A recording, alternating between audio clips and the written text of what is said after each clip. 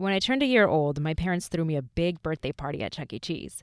They invited lots of people and ordered pizza and obviously cake. Hey, did you know that Chuck E. Cheese was co-founded by the guy who created the Atari gaming system, like Pong? I I did not, but that actually makes a lot of sense since Chuck E. Cheese is an animatronic. Yeah. But anyways, we're getting off topic. All I wanted to do that day was eat strawberries. In photos from that day, I'm covered in strawberries. And a few years later, I requested a strawberry piñata for another birthday party. I've always been super obsessed with strawberries. It's almost like your obsession with carrots, Amy. Baby, cut carrots. There's a difference. Anyways, most of the thousands of strawberries I've eaten throughout my life probably came from UC Davis. Our strawberry breeding program has been researching and innovating my favorite fruit for nearly 70 years now. And the U.S. is the world's largest producer of strawberries. Almost 90% of those strawberries are grown here in California, and 60% of the state strawberries are varieties developed here at UC Davis. And these are facts that I just happen to have memorized. Of course you do. Not only is UC Davis continuing to create better strawberries, like the 5 varieties released over the summer, but the university is also now working on flavor breeding. Flavor breeding. Sounds like a bonus bite. You know it. I'm Alexa Renee. And I'm Amy Quinton. And in this episode, we're going to talk about flavor breeding and what that could mean for my favorite fruit. Okay, Alexa, let's start with the basics. What is flavor breeding? It's exactly what it sounds like. Plant breeders take a crop, in this case the strawberry, and identify the traits that make it taste good. They'll cross the plant through generations over and over again, each time selecting the characteristics they want to stand out. Eventually, the result is a more delicious fruit. So it's really similar or the same to breeding for pest and disease resistance or for longer shelf life or higher yields. Yes, but the problem is, because scientists have been so focused on breeding for the traits that you just named off, along the way, flavor was kind of neglected. And Steve Knapp, the director of the UC Davis Strawberry Breeding Program, realized this. I'm asked about flavor almost everywhere I go. That was one of the striking things when I was trying to just absorb what had been done and what we need to do in the future. And whether it was a consumer at home, growers, shippers, colleagues, everybody would ask me, what happened to strawberry flavor? Steve explains that really nothing has happened to strawberry flavor. Those strawberries you grow in your home garden or those that you might find from a small producer, they're packed with flavor. But not those you find in the grocery store that dominate the marketplace. That's because commercial strawberries are mainly bred to produce high yields with a longer shelf life. It's a tricky process because you can't get something for nothing, right? And the reason they store and ship is that they're extremely firm and they don't ripen the same as a home garden strawberry. So Steve is hoping to find the sweet spot.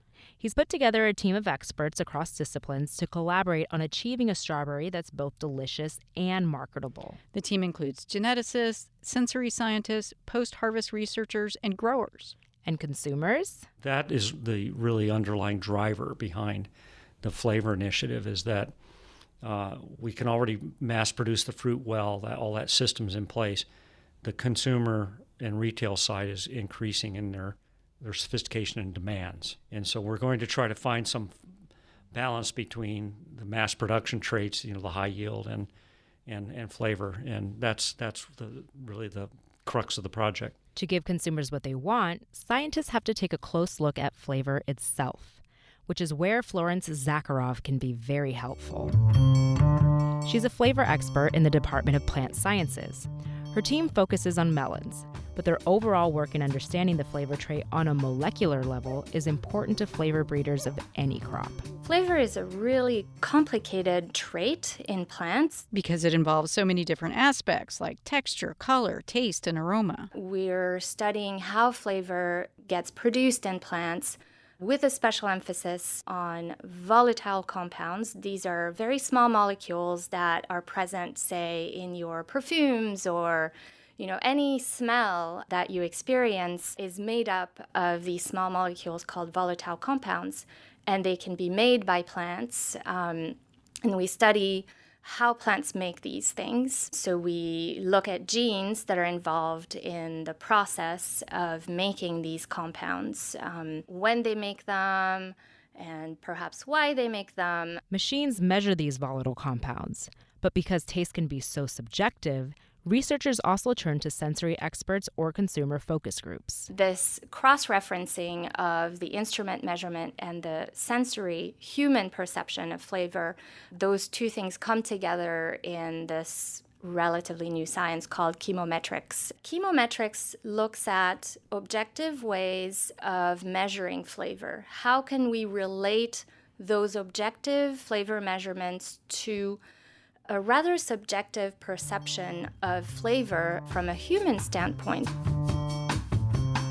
Okay, so we know what flavor breeding is and how it's done. Yeah. And we know how flavor components are identified. And we know how flavor is measured. Yes. And we know we're working on flavor breeding with the strawberry. So when are we going to see these better tasting berries in stores? Well, the challenges of this project go beyond plant breeding. Steve says it's difficult to produce more flavorful strawberries because most commercial nurseries are set up to grow strawberry varieties for the industry, where the demand is huge. The specific problem that we've been challenged with is finding a nursery grower that can deal with small volumes. Steve says most strawberry nurseries in the state simply don't have their equipment set up for small production. We just need somebody that is working on a smaller scale, that wants to farm on a smaller scale, that has greenhouse facilities and land and wants to jump into this. So we're looking right now. We're trying to find partners, and we're talking to folks that work in a more local agricultural way, and hopefully we'll find somebody that is innovative on the nursery side to help drive that. And even producing them on a smaller local level will take the right economic incentive. It's really a matter of pairing the producers with the direct consumers, whether they're restaurants or farmers markets. And those folks often need to have a premium for their product because they're not mass produced. To me, it's partly an economic question. Who can afford that more expensive fruit? It's just a question of their input costs and pricing. Breeding for flavor is still a relatively new concept. Florence called it the last frontier in plant breeding. Yeah, there are other plant breeders across the country working on developing better tasting crops. But the seed to fork movement is still in its beginning stages. Products are still limited to specialty restaurants or small tastings. But hopefully with UC Davis's help, a more flavorful strawberry will find its way to consumers soon. Thanks for listening.